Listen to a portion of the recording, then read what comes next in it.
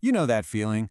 Waking up, going through the exact same motions, just grinding it out because you're waiting for your real life to finally start? Yeah, we've all been there.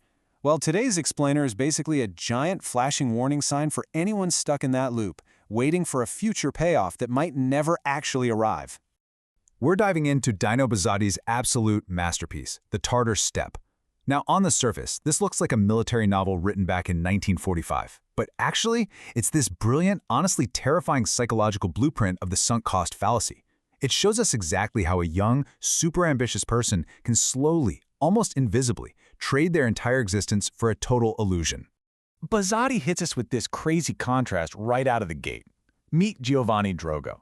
It's his very first day as a newly commissioned officer. He should be over the moon, right? He imagines his buddies leaving home amid gay laughter as if they were going to a fiesta. But Drogo? He looks in the mirror and can only muster up this really forced smile. He's hit with this deep, gut-wrenching anxiety, a vague foreboding that he's heading out on a one-way trip. And oh man, that trip takes him here, Fort Bassiani. He rides for a whole day, literally leaving civilization in the dust. And expecting a glorious military hub? Nope. He finds this incredibly remote, dead-looking, frankly sinister outpost completely cut off from the rest of the world. No lights in the windows, empty walls, just a hostile landscape.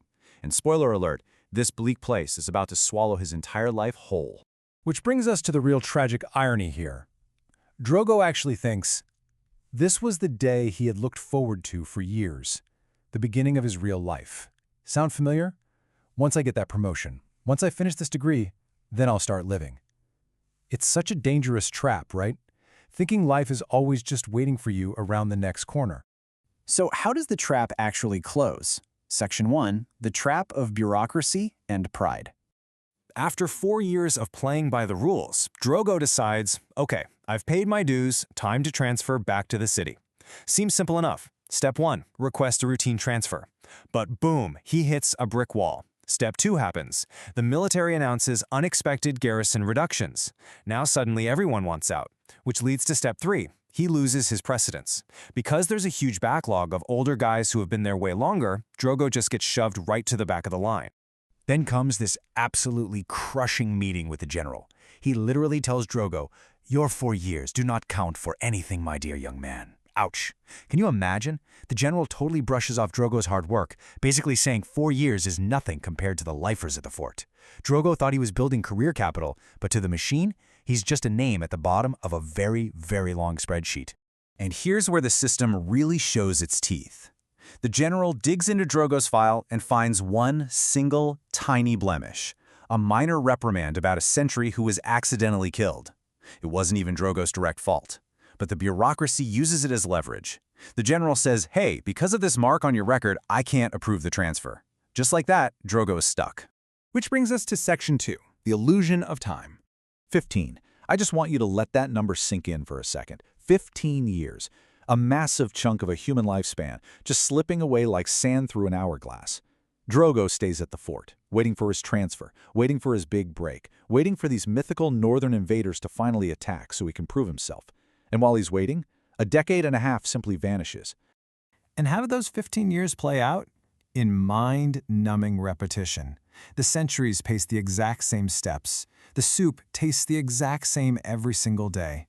The faces never change. Even the mountains look exactly the same. It is the perfect, terrifying metaphor for a stagnant career, where you're just marking time, doing the same tasks on loop, and absolutely nothing ever evolves. Buzzati hits the nail on the head with this one. He says Drogo treats time as an inexhaustible fund of riches to be squandered without risk. He completely loses his sense of urgency.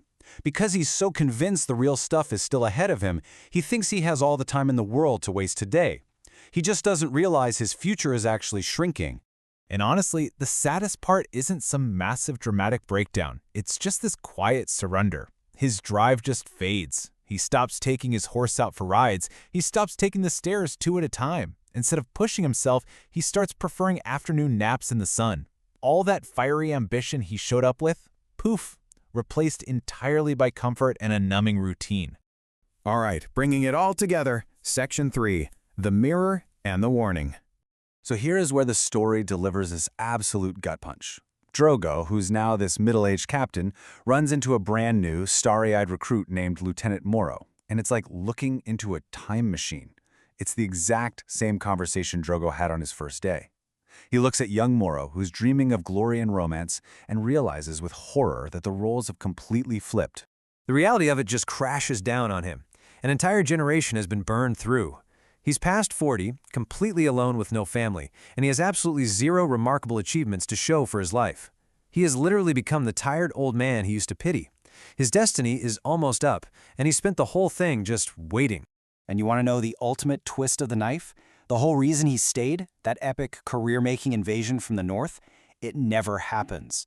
At one point, the mysterious Northerners actually start building a road, the tension is through the roof, and then they just pack up their stuff and vanish into the fog. All that waiting at the edge of the world, all those sacrifices, were for absolutely nothing. So the big question I want to leave you with today is this. Are you waiting at your own Fort Bastiani? Are you sacrificing your present, your health, your relationships, your actual passions for the illusion of some grand future payoff that might not even exist? Buzzati's masterpiece is a brutal reminder that time is not infinite. Please, don't spend your life pacing the same walls waiting for a battle that's never going to come. Get out there and choose to live your real life today.